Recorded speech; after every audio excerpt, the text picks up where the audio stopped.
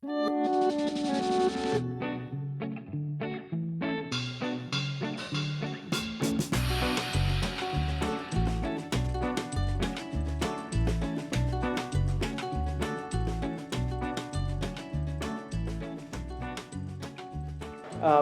juror tonight is Karen Cohen, and Karen has been in my jury shows before, and it's an interesting thing to know that someone's been in the show and not really know who she is. And she came to me last year and said she'd be really interested in being a juror. And when I read you her bio, you're going to be pretty impressed, I think, with her experience as a photographer.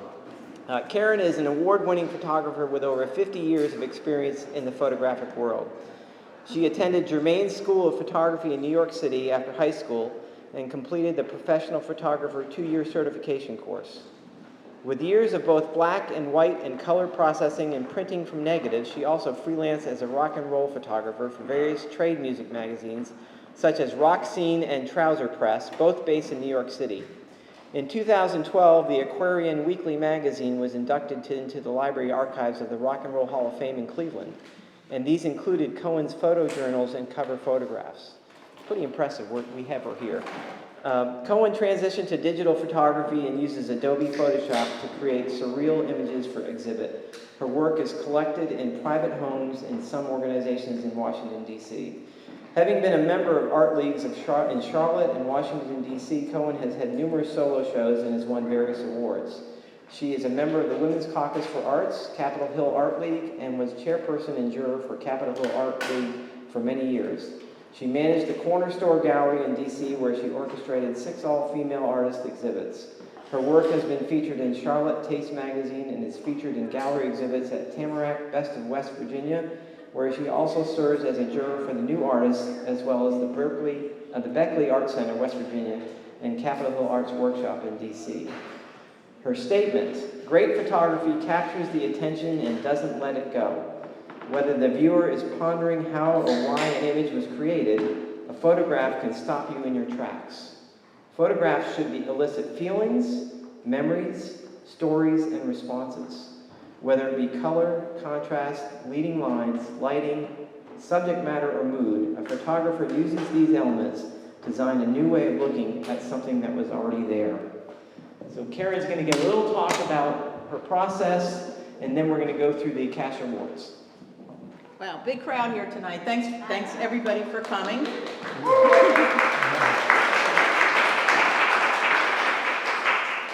Thanks for holding that. Sure. We live in a visual world. We are surrounded by photographs. We define our world with images of ourselves and others. If you contributed to this annual show, you are a photographer. There is no accidental photograph. You raise your hands, place some type of lens in front of your eye, and you press a button to capture that image. I want to thank all of you who came forward with your ideas and presented them in a visual fashion for public viewing and comment. That takes guts, sincerity, pride, and yes, ambition. The question for the exhibit, which places photographers in competition with one another, is, are you an above average photographer? Because of the caliber of photography submitted to this annual competition, I would say, yes, you are.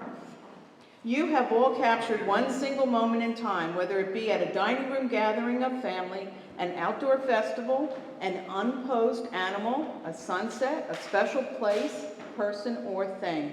Maybe even a selfie, a still life, a memory, the sky, the stars, cool shadows, close-up, distant shots, motion of a hummingbird in midair, horses prancing, or someone bent over praying. All of us have captured and created a singular moment to share with others. That's why we're here tonight. So what defines your work? Can you explain why you like a certain photograph of yours? Look at your photographs. Explain each one to yourself as if you're the listener. Explain what makes your photographs different from anyone else's. Is there a technique that you regularly follow and use as your own signature? Do you use a tripod, a camera with film, or a cell phone camera? We know that cell phones have come a very long way, haven't they?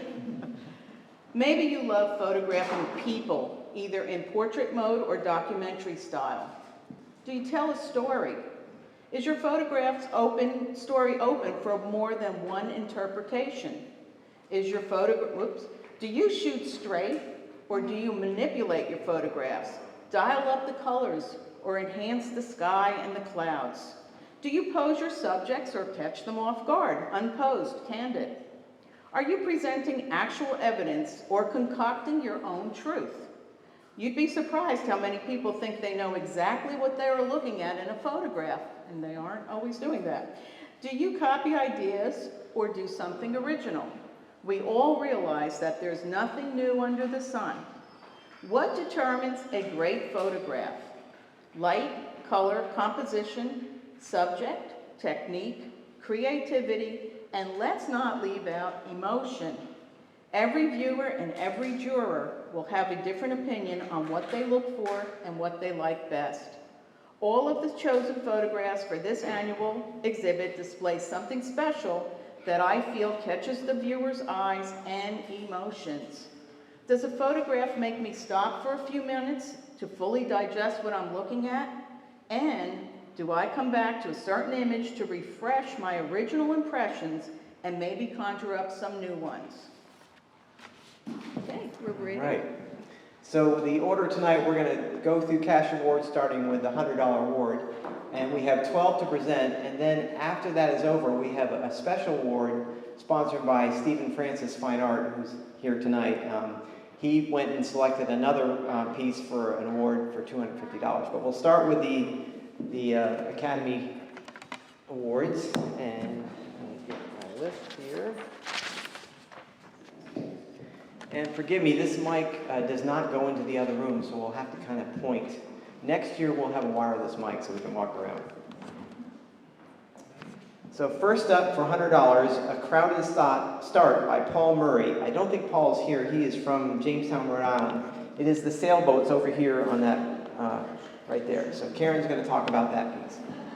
I imagine the photographer fired off a round of shots to capture this high-speed race. This one shot shows all the boats in full sail, speeding along, tipping with the wind, waves crashing around them.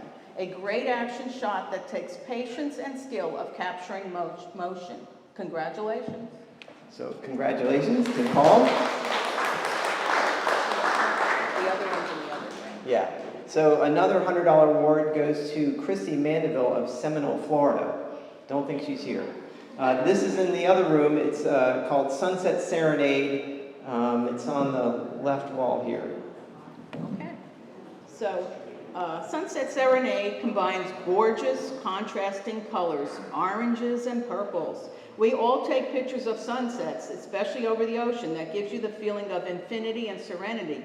This photo cuts away from the norm by blurring the lines, and the sun streaks into an abstract work of art of horizontal wavy color streaks. So congratulations, Christy. All right, next up, and this is actually one of my favorites. It's called The Pervert. Rebecca Raymond, and she's from Huddleston, Virginia. Is Rebecca here? Come on over, yes. Congratulations. Don't you love that topic? Yes, I do. I do. The Pervert receives honorable mention. A bit of comedy relief here, just what we all need. How the heck did the photographer capture this little bird on the red shoes of an upside-down person? The blurry background makes the subjects, the shoes and the bird, off-center, jump out into clarity. Look at the bird's expression when you get up there close. He's staring right down. The soft out-of-focus colors in the background allow the subjects clearly focused to grab your attention. But I wonder, who is the pervert in this picture? Next up is a local photographer. He is not here tonight. It's John Shuptrine from Lynchburg, and it's Reflections. It's over on this end wall here. Okay.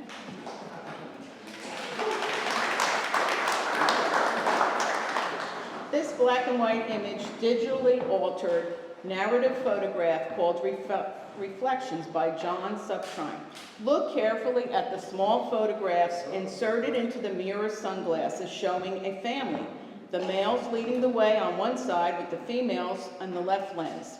They're not walking on a beach as the stones littering the shore suggest with the sunglasses and hat. The hat. What's the story with that hat? Don't you want to know? I do. My husband's grandfather had the same exact cap made of wool. Is the cap a memento from a family member who is gone but remembered?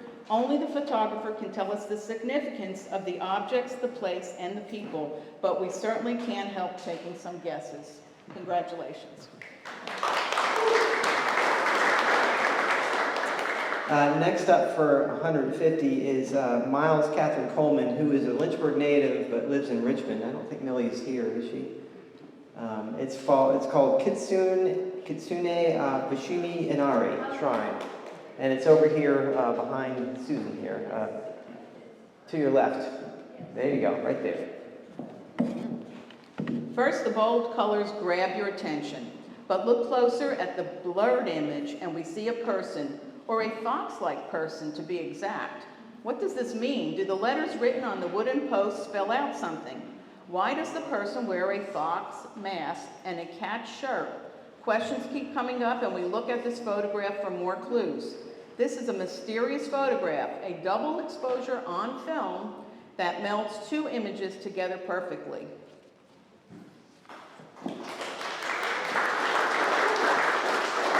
Next up for $200, Laura Beth Davidson, who's right here. Her photos are in the front gallery on the left side, and this is for Take the Leap. Oh, yeah.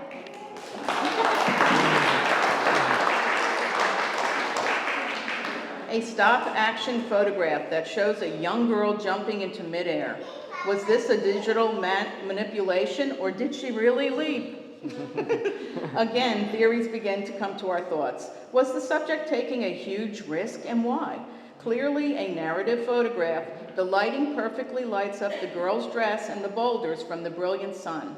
The empty blue sky creates a feeling of great space that lies beneath a rocky precipice. This is a skillful presentation of capturing a moment in time that startles the viewer. Well done. Congratulations. Congratulations. Another $200 award is for Susie Lawson. I know Susie's here tonight. Where are you, Susie? There she is. Congratulations. It's called Through the Looking Glass. It's this little girl looking through the window pane right here. Perfectly composed with the child dead center, the edges of the photograph are vignetted to draw your eye inwards. What a curious expression on the baby with his or her hands stretched out, touching the glass pane of the old windows.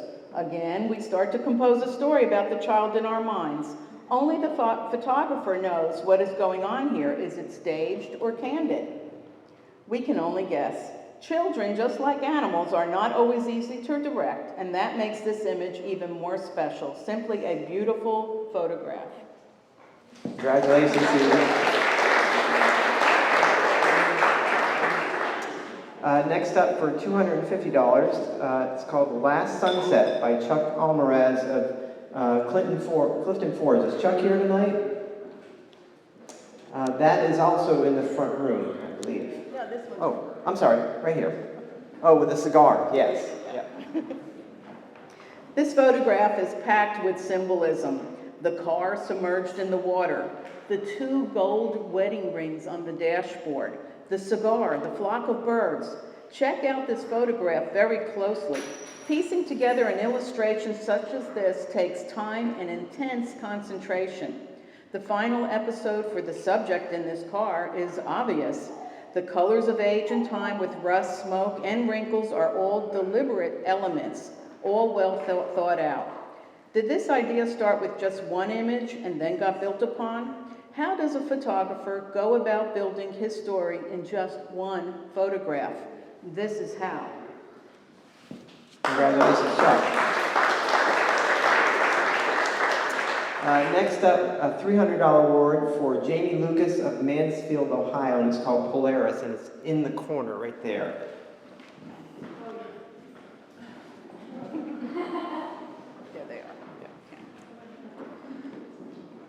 This is a time-lapse photograph of the night sky filled with stars.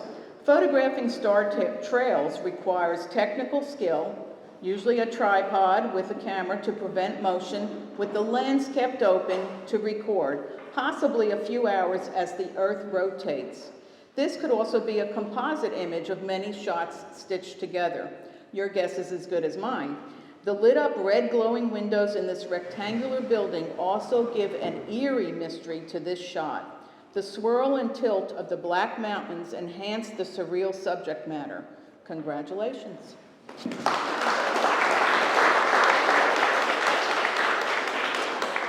Our third place award for $500 goes to Kim Hurt of Jacksonville, Florida, and it's for this one here called Partition.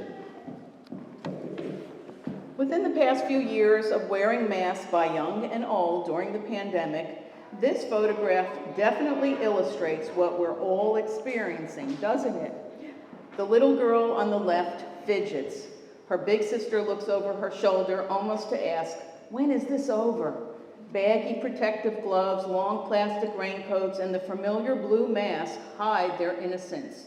Two children caught in this moment of historical significance, composed with sincerity for posterity. Thank you and congratulations.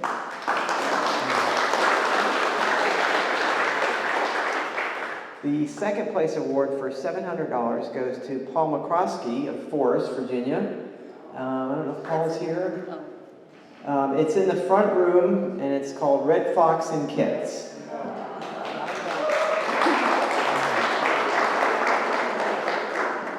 This photograph just touched my heart. A mama fox is sensing something nearby and stands alert while her kits huddle nearby. Three still nursing, except for one little fox who also looks up. How many shots did it take to capture this perfect moment? If you could shout out to animals, "Hold it right there," wouldn't that make our jobs as photographers easy? But we know to get that one winning shot takes patience, holding your breath, and the instant of gratification when you know you got the photograph that is remarkable. Congratulations. All right, for the Best in Show for $1,000 goes to Craig Shaeffer for Wrong. For Wrong, this photo on the left front wall. Okay. Wow. Digitally and skillfully put together to illustrate just one word, wrong. The swarming bees, the dripping blood, the pose of shame, the big moon lighting the background. All of the elements are deliberate and intentional. Nothing is an accident. Sometimes images can get too busy with objects added on, but everything here has meaning and significance. The composition, the subject, the light, the black and white somber feeling all make this composition a psychological thriller. A photograph that remains in your memory and mine. Congratulations, Craig.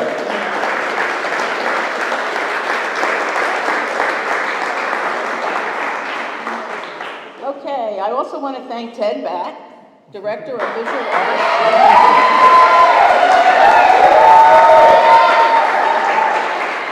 Home proud. At the Academy Center for the Arts for inviting me to jury this annual competition in Lynchburg. Being a professional photographer all of my life, straight out of high school, I jumped at this opportunity to see so many photographs from so many photographers. Some may be novices and some may be highly skilled. What fun I had viewing these photographs over and over. I hope you enjoy this exhibit. Please give a round of applause to all the creators. And in closing, thank you to our guests attending tonight's reception. Please have fun and be sure to chat with these truly awesome, inspiring photographers. Thank you. Thank you. So I'm going to turn the mic off and we're going to go into the other room for a presentation for the special award.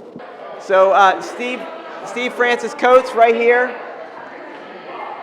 has donated $250. So we're really excited to present this award tonight to actually someone who means a lot to the Academy, and it's actually an employee. So Michelin Hall. Yeah! For this piece right here.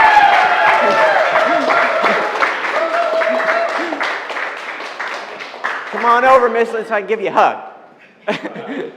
This is her piece right here. It's called Madonna 2. Yay, Michelin!